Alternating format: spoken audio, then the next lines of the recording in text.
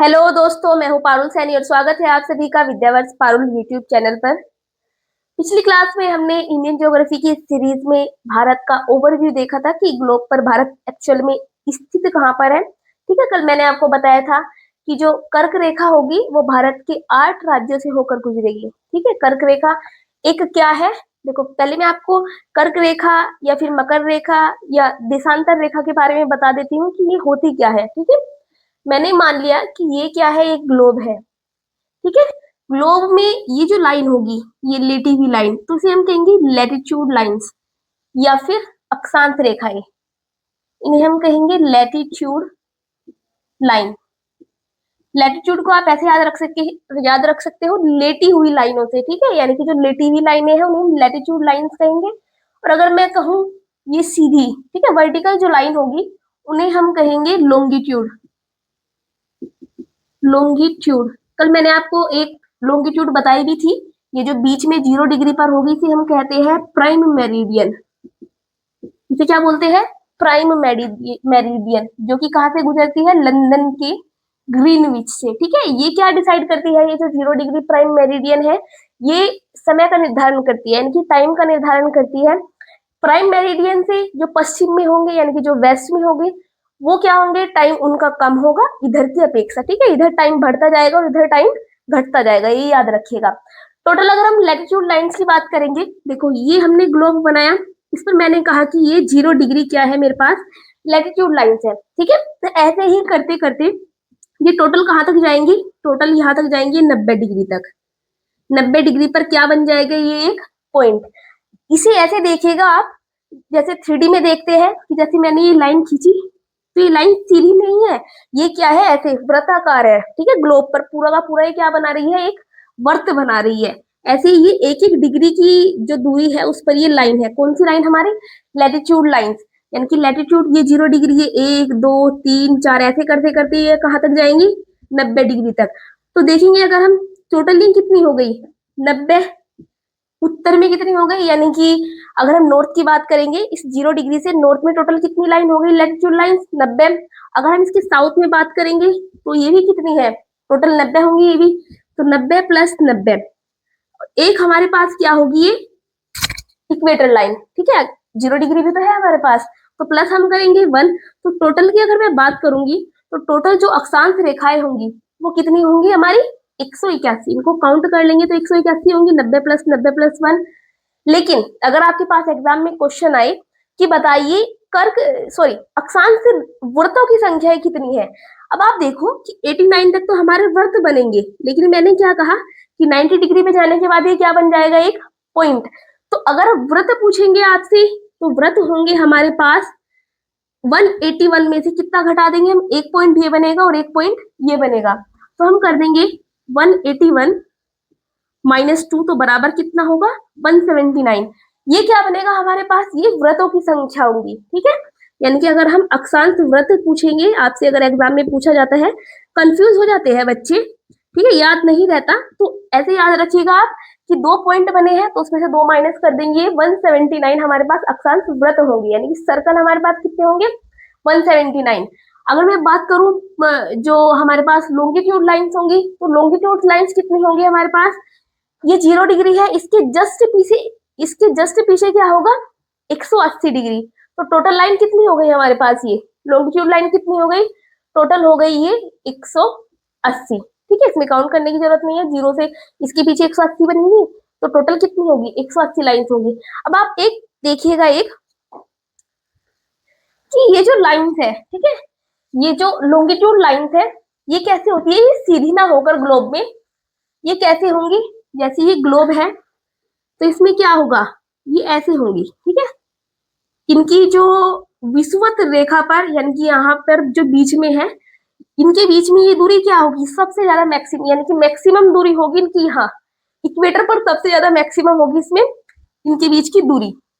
लेकिन ये जैसे जैसे ध्रुवों की ओर बढ़ती जाएंगी इनके बीच की दूरी क्या होती जाएगी? कम होती जाएगी। ठीक है, तो अगर बात करेंगे कि जो लॉन्गिट्यूड लाइंस होगी, यानी कि जो देशांतरीय रेखाएं होंगी, वो एक सीधी रेखा होती है? तो नहीं, सीधी रेखा नहीं होती। इनके बीच की क्या होती है? दूरी घटती। इनके बीच की दूरी जैसे विषुवत लाइन पर होंगे तो सबसे ज्यादा होगी, लेकिन जैसे ही ध्रुवों पर जाएंगे तो ये क्या हो जाएगी हमारे पास 0।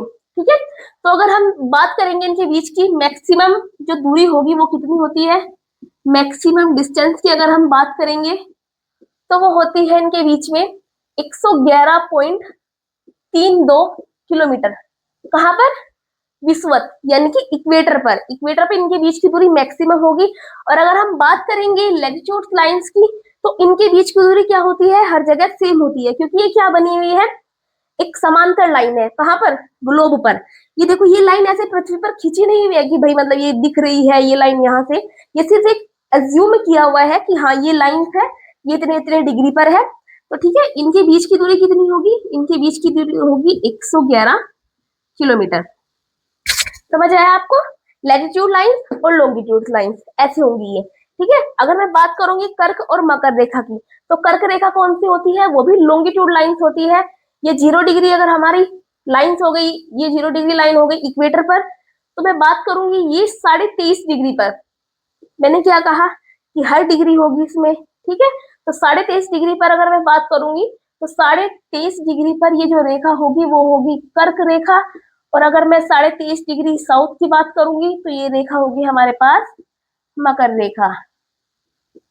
कर्क रेखा की अगर मैं बात करूं तो इसे बोलते हैं, कर्क रेखा को बोलते हैं, कर्क रेखा को ट्रॉपिक ऑफ कैंसर। ठीक है, ट्रॉपिक ऑफ कैंसर। और अगर मैं बात करूं मकर रेखा की तो इसे बोलते हैं ट्रॉपिक ऑफ कैप्रिकॉर्न। क्या बोलते हैं मकर रेखा को, मकर रेखा को बोलते हैं tropic of Capricorn, tropic of Capricorn. याद रखिएगा, tropic of cancer and tropic of Capricorn. ठीक है, अब मैंने आपको कहा कि जो कर्क रेखा है वो कहां से गुजरती है, भारत के टोटल 8 राज्यों से। ठीक है, वो यहां से गुजरेगी, भारत के टोटल वो 8 राज्यों से ऐसे, सॉरी थोड़ा तिरछा बन गया, वो ऐसे गुजरेगी, टोटल 8 राज्यों से होकर गुजरेगी। कौन सी रेखा है ये, कर्क रेखा, भारत के लगभग बीचों बीच से। ठीक है, कर्क रेखा और कितने डिग्री पर बनी है ये, 23.5। याद रखिएगा, मैं आपको बार बार बोल रही हूँ, टोटल कितने राज्यों से होकर गुजर रही है ये 8। अब वो 8 राज्य कैसे याद करेंगे, बहुत सारे ट्रिक भी है, मतलब लेकिन मैं आपको कहूंगी आप मैथ से याद कीजिए। आप अगर आपके पास एटलस है, आपके पास एटलस होनी चाहिए ऐसी। ठीक है, देखो ये मैं बोल रही हूँ स्कूल एटलस जो ऑक्सफोर्ड की है, आपको दिख रहा होगा, तो आप ऐसे एटलस ले सकते हो। इसमें क्या है, आपको सब मिलेगा, जैसे ये इंडिया हो गया। ठीक है, आपको इसमें जो पॉलिटिकल मैप होगा वो भी मिलेगा, जो जोग्राफिकल मैप होगा इंडिया का वो भी मिलेगा। तो जैसे मैं आपको पढ़ा रही हूँ, आप एक बार खोलकर रख लीजिए, उसमें आपको दिखता रहेगा कि कहाँ पर कौन सा स्टेट है, कौन से स्टेट से लाइन होकर जा रही है। ठीक है, तो अब स्टेट्स देखते हैं कि कौन कौन से स्टेट से होकर गुजरती है। पहले हम बात करेंगे कि यहाँ पर ये कौन सा स्टेट है, ये होगा हमारा गुजरात। ये वाला स्टेट कौन सा होगा, गुजरात। ठीक है, फिर इसके बाद थोड़ा सा एरिया यहाँ पर राजस्थान का टच करेगा, राजस्थान में से गुजरेगी थोड़े से एरिया में ही। फिर यहाँ पर आ गया हमारा एमपी, एमपी के बाद एमपी में से निकलकर बना हुआ है छत्तीसगढ़, तो छत्तीसगढ़ से भी गुजरेगी। ये एरिया हो गया हमारा छत्तीसगढ़ का। फिर यहाँ पर हो गया हमारा झारखंड, ये हो गया झारखंड। इस वाले एरिया की मैं बात करूंगी तो ये है हमारा वेस्ट बंगाल, पश्चिम बंगाल। ठीक है, पश्चिम बंगाल से होकर गुजर रही है। फिर इस वाले एरिया की मैं बात करूंगी तो ये है हमारा त्रिपुरा और ये है मिजोरम। टोटल कितने राज्य हो गए, ये टोटल हो गए 8 राज्य। ठीक है, 8 राज्यों से होकर हमारी कर्क रेखा गुजरेगी। देखो क्वेश्चन आ जाता है कभी कभी कि बताइए ऐसा कौन सा राज्य है जो 3 तरफ से बांग्लादेश से घिरा है। अब त्रिपुरा को देखिए, यहाँ पर ये क्या है, बांग्लादेश है, बांग्लादेश की सीमा लगभग यहाँ तक होगी। ठीक है, तो त्रिपुरा क्या है, एक ऐसा राज्य है जो 3 तरफ से बांग्लादेश से घिरा है। कैसा है ये त्रिपुरा, ये इधर है यहाँ पर, और यहाँ पर अगर हम तीनों तरफ इसके देखेंगे तो कौन सा देश होगा यहाँ पर, बांग्लादेश। ठीक है, बांग्लादेश होगा। और उत्तर पूर्व के कितने राज्यों से होकर गुजर रही है कर्क रेखा, तो वो होगा त्रिपुरा और मिजोरम, यानी कि 2 राज्यों से होकर कर्क रेखा उत्तर पूर्व में गुजरेगी। अब हम बात करेंगे कि जो मानक समय रेखा है, मानक समय रेखा भारत के कितने राज्यों से होकर गुजरती है। जैसे हमने कर्क रेखा देखा, ऐसे ही देशांतर रेखा गुजरती होंगी, है ना। तो देशांतर रेखा भारत के, ऐसी कौन सी देशांतर रेखा है जो भारत का टाइम डिसाइड करती है। मैंने आपको बताया कि जो देशांतर रेखाएं होंगी वो क्या करती है, टाइम डिसाइड करती है किसी भी कंट्री के लिए। ठीक है, वो मान लेते हैं कि ये हमारी मानक समय रेखा होगी। तो भारत की भी एक मानक समय रेखा है, वो कहाँ से गुजरती है? आपके पास अगर ऑप्शन में होगा, पहले क्या नाम था? इलाहाबाद था पहले नाम, लेकिन अब क्या हो गया है? प्रयागराज। तो जो मानक समय रेखा है वो कहाँ से गुजरती है? यूपी के मानक समय टाइम हमने यूपी के जो प्रयागराज है, प्रयागराज अगर आपके पास ऑप्शन में ना हो तो प्रयागराज में एक स्थान है नैनी। ठीक है, नैनी से भी गुजरती है। और अगर नैनी भी ऑप्शन में नहीं है तो आपके पास ऑप्शन में होगा फिर मिर्जापुर। तो यूपी की ये प्रयागराज से भी गुजरती है और मिर्जापुर से भी गुजरती है। ठीक है, याद रखिएगा, प्रयागराज होगा या फिर नैनी होगा आपके पास ऑप्शन में, या फिर मिर्जापुर होगा। ऐसा नहीं होगा कि तीनों एक साथ हो। तो आपको बताना है जो जो मानक समय रेखा है वो कहाँ से डिफाइन किया गया है भारत का? वो प्रयागराज की नैनी से या फिर मिर्जापुर से। अब ये गुजरती किन किन स्टेट से है? वो यही गुजरती है 5 स्टेट से। और अगर मैं इसकी बात करूं तो इसकी अवस्थिति है 82.5 डिग्री। ठीक है, 82.5 डिग्री पर ये स्थित है। कौन कौन से राज्य से गुजरेगी ये? सबसे पहले हो गया हमारा यहाँ पर यूपी। ठीक है, यूपी के बाद फिर यहाँ पर आएगा छत्तीसगढ़, फिर मध्य प्रदेश भी यहीं पर है, फिर मध्य प्रदेश के बाद आएगा यहाँ पर उड़ीसा। ठीक है, उड़ीसा के बाद फिर यहाँ पर आएगा, देखो आप ऐसे ना करके ये मध्य प्रदेश को ऊपर रखिए, छत्तीसगढ़ को नीचे रखिए। ठीक है, मध्य प्रदेश का क्योंकि जो पहले टच करती है वो, और फिर बाद में टच करती है छत्तीसगढ़ को, तो मध्य प्रदेश को टच करेगी, फिर ये छत्तीसगढ़ को टच करेगी, और फिर ये वाला एरिया आपको पता है ये है उड़ीसा का। ठीक है, ये उड़ीसा है, ये छत्तीसगढ़ है, और यहाँ पर हमारा आ जाता है आंध्र प्रदेश। यहाँ पर आ जाएगा आंध्र प्रदेश। तो टोटल कितने राज्यों से होकर गुजरेगी लाइन? ये 5 राज्यों से होकर गुजरेगी। और कट कहाँ पर करती है? मैंने आपको बताया था कि जो हमारी देशांत जो कर्क रेखा है, कौन से वाली? 23.5 डिग्री पर जो स्थित है, वो कहाँ से गुजरती है? वो एमपी से भी गुजरती है और छत्तीसगढ़ से भी गुजरती है। तो जो कर्क रेखा है और देशांतर रेखा है वो एक दूसरे को कट कहाँ पर करती है, यानी कि एक दूसरे को प्रतिच्छेद करती है। एक दूसरे छत्तीसगढ़ में एक स्थान कोरिया। ठीक है, ये छत्तीसगढ़ से, क्योंकि छत्तीसगढ़ से हमारी कर्क रेखा भी गुजर रही है और छत्तीसगढ़ से हमारी मानक समय रेखा भी गुजर रही है। तो छत्तीसगढ़ क्या है? एक ऐसा राज्य है जहां पर जो कर्क रेखा है और मानक समय रेखा है वो गुजरेंगी। छत्तीसगढ़ का भी आप याद रखिएगा, छत्तीसगढ़ में क्या कौन सी जगह है? वो छत्तीसगढ़ में जगह है कोरिया। छत्तीसगढ़ में कोरिया नामक जगह है, जिसमें से ये जो लाइन है हमारी कर्क रेखा और ये मानक समय रेखा, ये एक दूसरे को क्या करती है? प्रतिच्छेद करती है या फिर एक दूसरे से मिलती है। अब देखो 82.5 डिग्री से यहाँ पर फर्क क्या पड़ेगा? हमने कैसे माना 82.5 डिग्री? यहाँ से मैंने आपको बताया था कि जो भारत का देशांतरीय विस्तार है वो कितना है? 68 डिग्री 7 मिनट से 97 डिग्री 25 मिनट। ठीक है, तो लगभग लगभग इनके बीच का जो दूरी निकलेगी, इनके बीच की दूरी निकलेगी लगभग 30 डिग्री की। तो एक फॉर्मूला है, फॉर्मूला नहीं बोल सकते, एक मेथड लगाया हुआ है। वो कैसे हम डिफाइन करते हैं कि कौन सा समय, किस देश का समय लंदन के समय से कितना आगे होगा और कितना पीछे होगा। सबसे पहले तो मैं आपको बता दूं कि ये मैंने आपको बताया था कि इधर वाला जो गोलार्ध होगा वो पश्चिमी गोलार्ध होगा, और इधर वाले एरिया की मैं बात करूंगी तो ये क्या होगा?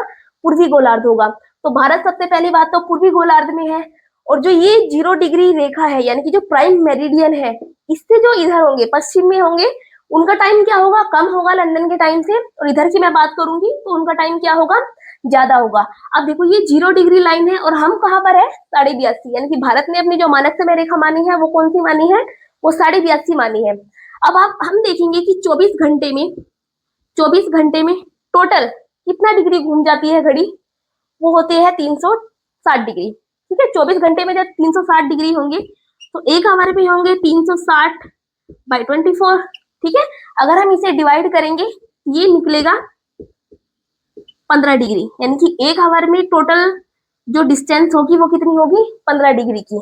अब देखो 15 डिग्री है हमारे पास, हमें निकालना है 82.5 डिग्री। तो हम क्या करेंगे?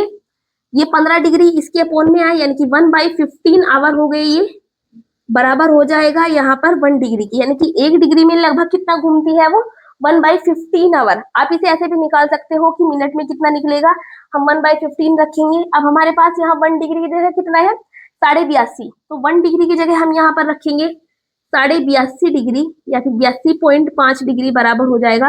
जब इधर मल्टीप्लाई की है 82 डिग्री से, तो 82.5 डिग्री से इधर भी मल्टीप्लाई करेंगे। तो जब आप इसको कट करेंगे तो कट करने के बाद हमारे पास निकल कर आएगा 5.5 आवर। ठीक है, यहाँ पर लिख देती हूँ मैं ऊपर थोड़ा सा। अगर हम इसे कट करेंगे तो हमारे पास निकल कर आएगा कि ये 82.5 डिग्री में घूम जाता है कितना, 5.5 आवर। यानी कि 82.5 डिग्री घूमने में से कितना टाइम लगता है, 5.5 घंटे। तो भारत का जो टाइम है वो लंदन के टाइम से कितना आगे है, 5.5 घंटे आगे होगा। तो आपको इससे रिलेटेड कोई भी क्वेरी होगी तो आप कमेंट बॉक्स में डाल सकते हो। ठीक है, कमेंट बॉक्स में लिख सकते हो, मैं इसका सॉल्यूशन आपको बता दूंगी।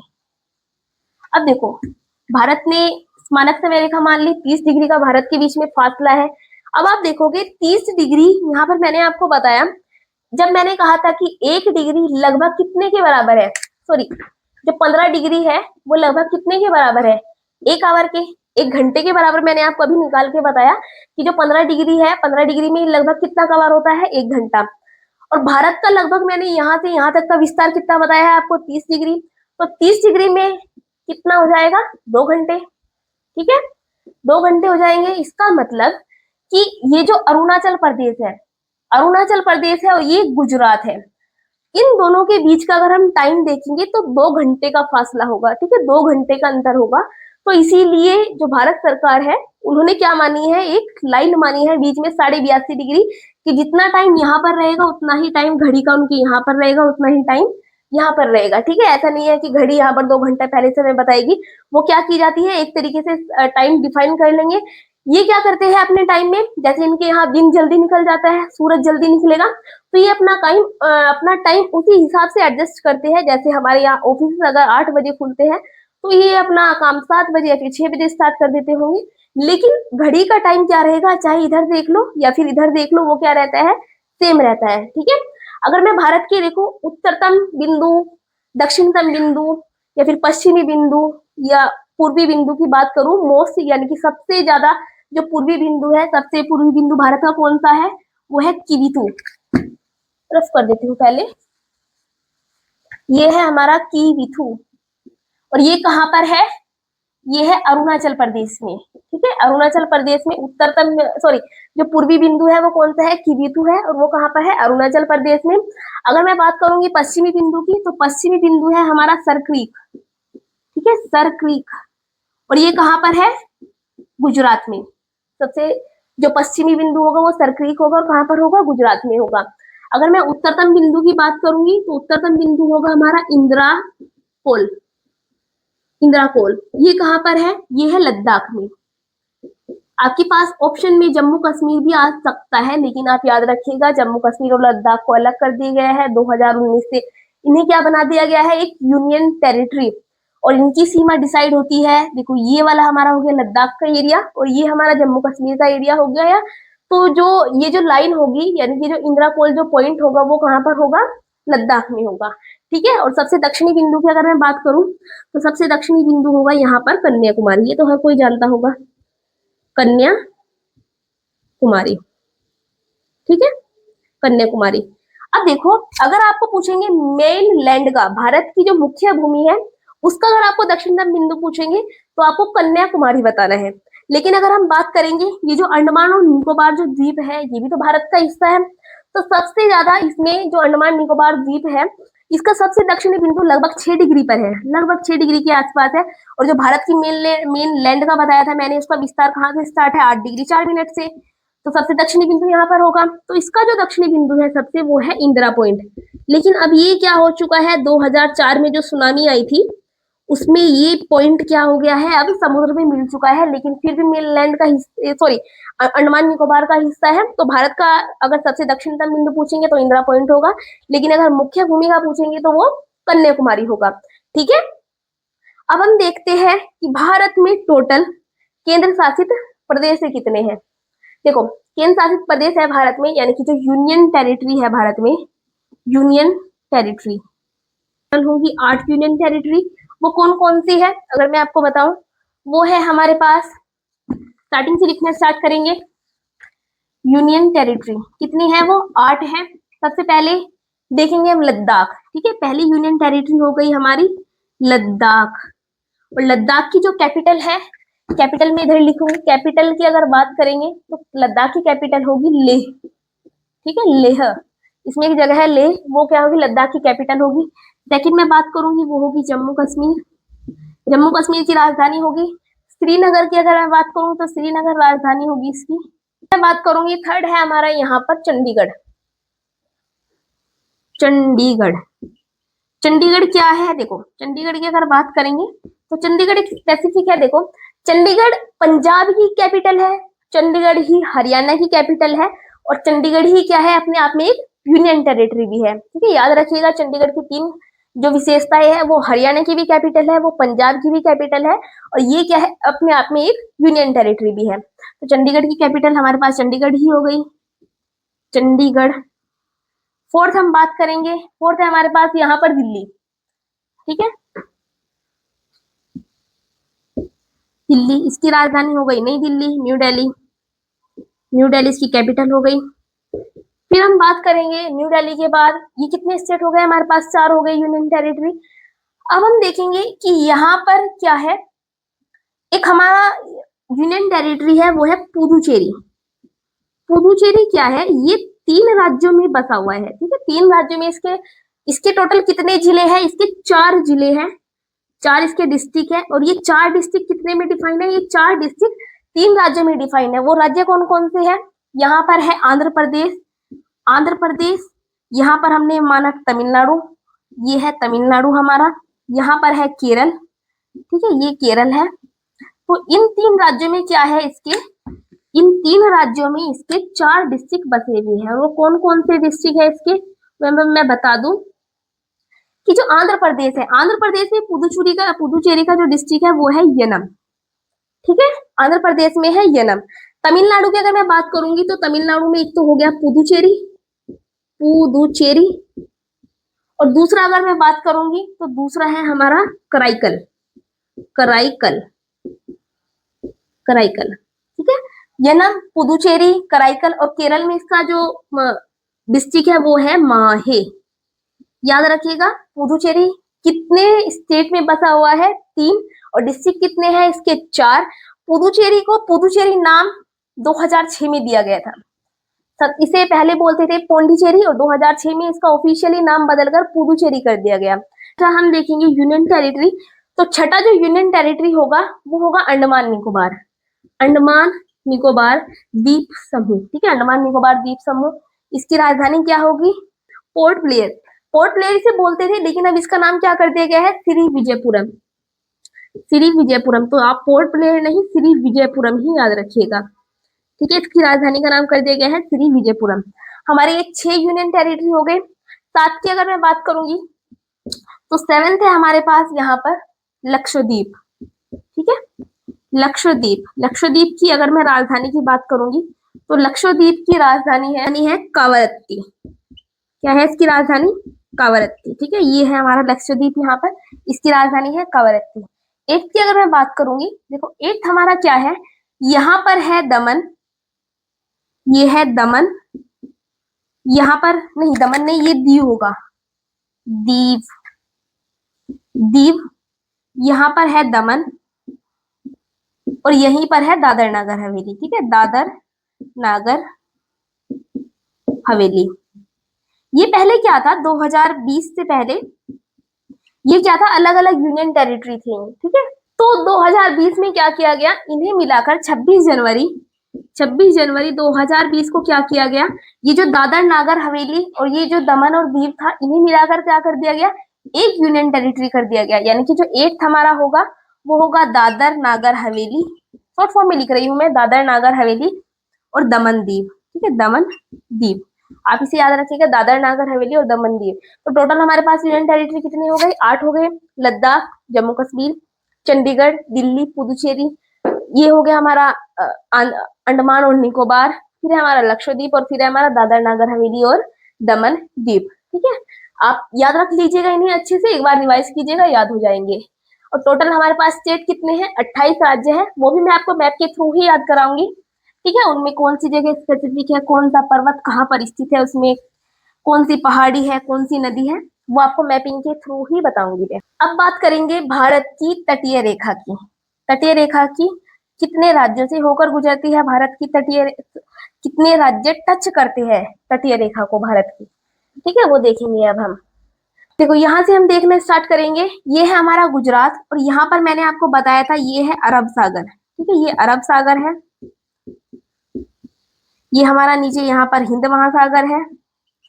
यहाँ की अगर मैं बात करूंगी तो ये क्या है, बंगाल की खाड़ी। ठीक है, ये है बंगाल की खाड़ी, बंगाल की खाड़ी। तो टोटल हम देखेंगे कि टोटल तटीय राज्य कितने हैं भारत के। अब देखो यहाँ पर सबसे पहले आ गया हमारा गुजरात, एक हो गया हमारा गुजरात। फिर गुजरात के बाद यहाँ पर क्या है, इतना लंबा नहीं बनाएंगे। गुजरात के बाद यहाँ पर है हमारा महाराष्ट्र। ठीक है, महाराष्ट्र। फिर उसके बाद यहाँ पर है हमारा कर्नाटक, कर्नाटक। फिर उसके बाद है हमारा यहाँ पर कर्नाटक में ही आप देखिएगा छोटा सा स्टेट है गोवा, जो कि भारत का क्या है, सबसे छोटा स्टेट है। ठीक है, पुर्तगाली सबसे बाद में इसे छोड़कर गए थे। ये है हमारा गोवा। फिर अगर मैं यहाँ बात करूंगी तो ये है केरल, केरल। यहाँ पर है तमिलनाडु, ये राज्य कौन सा है, ये है तमिलनाडु, तमिलनाडु। तमिलनाडु के बाद यहाँ पर अगर हम देखेंगे ये है आंध्र प्रदेश, आंध्र प्रदेश। अरुणाचल प्रदेश नहीं समझेगा, एपी से, एपी से हमने आंध्र प्रदेश लिखा है। ठीक है, और ये है हमारा उड़ीसा, और ये यहाँ पर है, ये है उड़ीसा, और ये है पश्चिम बंगाल। ठीक है, दोनों की सीमा टच होनी चाहिए समुद्र से। ये है हमारा उड़ीसा। देखो थोड़ा सा तो होच पोच हो रहा है आज, समझने में थोड़ा सा दिक्कत हो रही होगी, लेकिन फिर भी ट्राई कीजिएगा। और ये है हमारा पश्चिम बंगाल। ठीक है, ये है हमारा वेस्ट बंगाल या फिर पश्चिम बंगाल। तो टोटल राज्य हो गए हमारे ये 9, गुजरात, महाराष्ट्र, कर्नाटक, केरल, तमिलनाडु, गोवा, आंध्र प्रदेश, और फिर है हमारा उड़ीसा एंड पश्चिम बंगाल। तो टोटल राज्य है हमारे पास कितने, 9 राज्य है जिनकी सीमा किससे लगती है, तट से लगती है। अगर आपके पास एग्जाम में क्वेश्चन आया कि बताइए कौन से राज्य की सीमा सबसे ज्यादा टच करती है तट के साथ, यानी कि समुद्र के साथ सबसे लंबी सीमा कौन सा राज्य बनाता है, तो वो होगा गुजरात। ठीक है, जो गुजरात राज्य है, गुजरात, गुजरात राज्य है वो क्या बनाता है, तट के साथ सबसे लंबी सीमा बनाता है। गुजरात के बाद सेकंड नंबर पे नाम आएगा आंध्र प्रदेश का। ठीक है, गुजरात के साथ, गुजरात के बाद सेकंड नंबर पर नाम है आंध्र प्रदेश, यानी कि जो आंध्र प्रदेश है वो क्या करता है, दूसरे नंबर पर सबसे ज्यादा जो बनाता है वो लाइन किसके साथ, तट के साथ। वो कौन सा स्टेट है, वो है हमारा आंध्र प्रदेश। ठीक है, टोटल कितने हो गए, 9 राज्य हो गए जो तट के साथ सीमा बनाते हैं। और तट के साथ मैंने आपको सीमा बताई थी कितनी होती है, 6100 किलोमीटर अगर मुख्य भूमि की पूछेंगे। लेकिन अगर हमने प्लस उसमें ऐड कर दिए क्या, द्वीप भी अगर ऐड कर दिए, तो द्वीप को मिलाकर टोटल सीमा मैंने आपको बताई थी 7516 किलोमीटर। ये याद रखिएगा, ये बारीक बारीक सी चीजें हैं। इन 2 क्लास में सिर्फ हमने इनकी बारीकियों को पढ़ा भारत की, कि भारत स्थित कहाँ पर है, कितने यूनियन टेरिटरी है, कितने राज्यों से होकर कर्क रेखा गुजरती है, कितने राज्यों से मानक समय रेखा गुजरती है। ठीक है, जो हमारी यूनियन टेरिटरी है उनकी कैपिटल कौन सी है। तो ये सब कुछ आज हमने आज ही क्लास में पढ़ा। फिर आगे कल हम स्टार्ट करेंगे हिमालय से। ठीक है, कल की क्लास में हम हिमालय से पढ़ना स्टार्ट करेंगे कि हिमालय की अवस्थिति कहाँ पर है, कितने राज्यों में है, और कौन सी सबसे बड़ी चोटी है, कौन सी सबसे छोटी चोटी है, कितना उसका विस्तार है। ये सब कुछ हम कल से स्टार्ट करेंगे। कल से मेन बात यह है कि कल से इंडियन ज्योग्राफी स्टार्ट होगी। ये सिर्फ हमने उसकी बारीकियां देखी थी इंडिया की, कि कौन से स्टेट कहाँ पर है, क्या क्या नहीं है। ठीक है, तो अगर आपको वीडियो अच्छी लगी हो तो लाइक कीजिएगा क्लास को, वीडियो को शेयर कीजिएगा, सब्सक्राइब कीजिएगा विद्यावर्ष पारुल यूट्यूब चैनल को। धन्यवाद।